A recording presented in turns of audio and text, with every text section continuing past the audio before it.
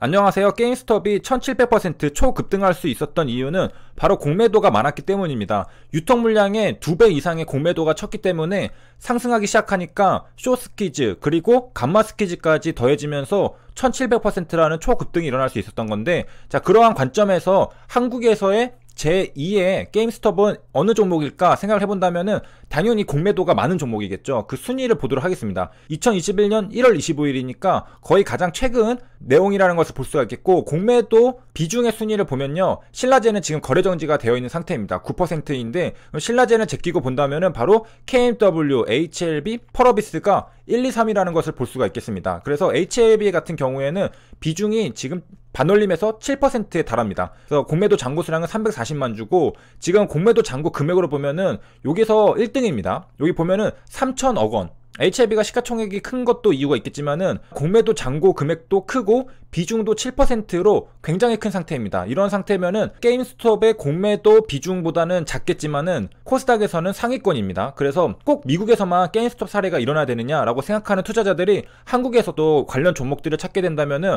HLB, KMW, 펄어비스 이러한 종목들을 선택할 수도 있는 것이죠. 자, 그리고 게임스톱이 상승할 때 영향을 줬었던 것 중에 하나가 바로 델타 해칭을 하면서 감마 스퀴즈가 일어났었던 것을 우리가 저번에 살펴봤는데, 델타를 간단하게 요약하면은 대상 자산의 시장 가격이 변함에 따라서 옵션 가격이 얼마나 변하는가를 나타내는 단위입니다.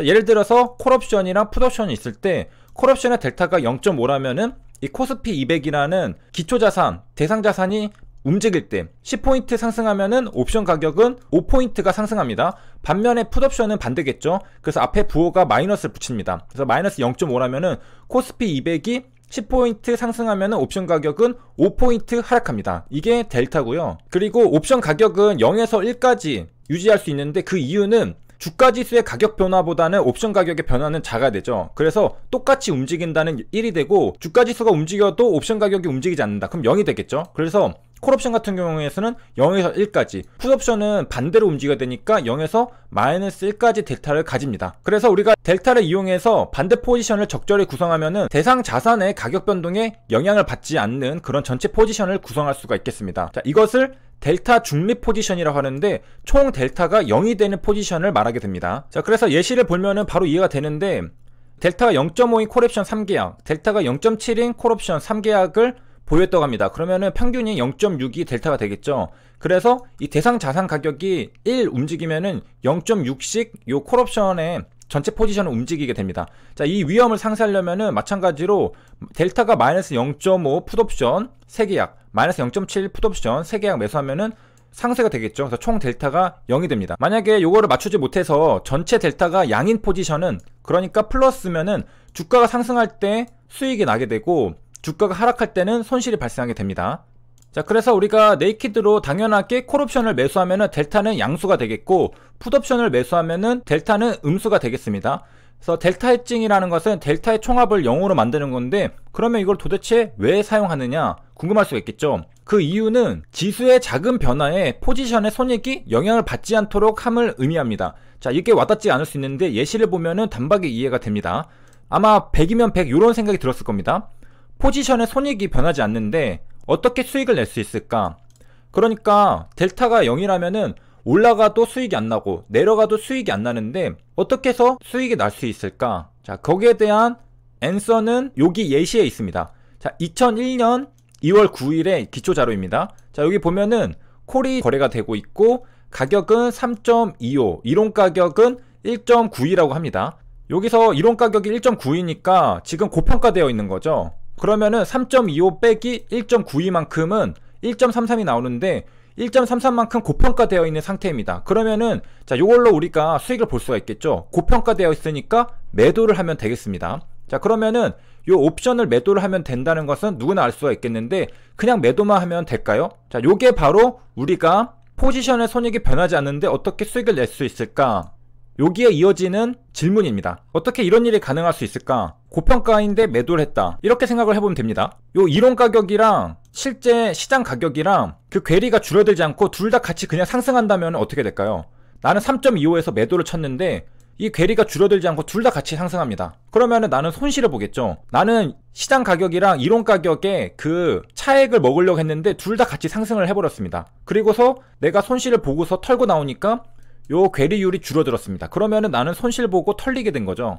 자, 이런 것들을 줄여주기 위한 게 바로 델타 헤지입니다. 델타 헤지라는 것은 포지션의 델타의 총합을 0으로 만들어 주는 건데, 그러니까 한마디로 요 괴리율을 먹겠다는 거죠. 요 가격이 둘이 같이 올라가든 내려가든 상관없이 요 괴리율을 먹겠다라는 겁니다. 자, 요것을 어떻게 계산할 수 있느냐? 자, 우리가 이제 콜 75를 100계약 매도를 했습니다.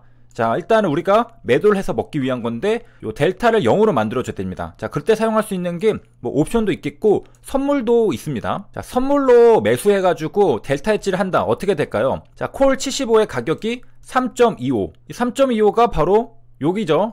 이 3.25 매도를 했습니다. 자, 그 다음에 델타 헤지를 해야 되는데 콜 75의 델타가 0.528이 나왔습니다. 그러니까 기초자산이 움직이면은 52% 콜 75도 움직인다라는 겁니다. 자, 그러면은 자, 콜옵션 매도의 델타를 구합니다. 그러면은 마이너스 10.57이 나오게 되는데, 자, 왜냐하면은 콜옵션인데 매도를 했기 때문에 델타는 마이너스가 됩니다. 자, 요거에 해당되는 선물을 매수하면 됩니다.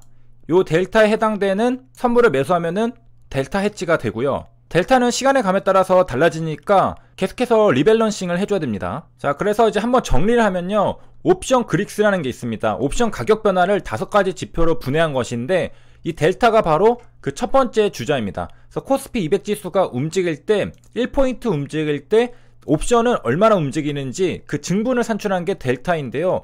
델타를 옵션의 당첨 확률로 표현하기도 한다고 합니다.